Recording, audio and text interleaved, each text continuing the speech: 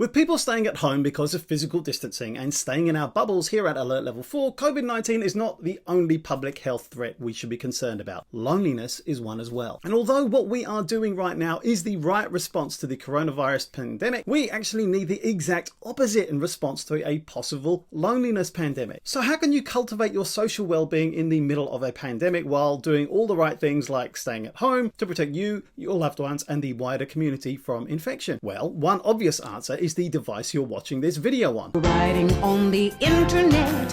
People often blame technology for how much loneliness there is, pointing out that we spend far too much time scrolling through social media and not enough of it interacting in real life. Daddy, put your phone in the basket. The basket's so crowded though. Just put it in. But recent research paints a more nuanced picture. How you use such platforms seems to matter much more than how much you do so. We can all benefit from developing digital habits that support meaningful human connections, especially now that it may be our only option until we get on top of the pandemic. So here are a few suggestions for how to connect without contact using technology in socially healthy ways. Number 1, face-to-face from afar. The next best thing to in-person interaction is video chat because facial cues, body language, and other non-verbal forms of communication are important for bonding. So when possible, opt for video over messaging or calling and play around with doing what you would normally do with others. For example, try having a digital dinner with someone new you meet on a dating app, or a virtual coffee meeting with friends, or a remote book club meeting. Number 2, practice 1-minute kindness. Now, getting lots of likes on a social media post may give you a fleeting hit of dopamine, but receiving a direct message or email with a genuine compliment or expression of gratitude is more personal and longer lasting, without taking much more time. So when you find yourself scrolling through people's posts, stop and send one of them a few kind words. After all, we all need a little extra kindness to counter the stress and uncertainty of the coronavirus times. Number 3, deepen or broaden your connections. Fundamentally, there are 2 ways to overcome loneliness: nurture your existing relationships or form new ones. So reflect on the current state of your social health and then take one digital action to deepen it, such as getting in touch with a friend or family member you haven't spoken with in a while,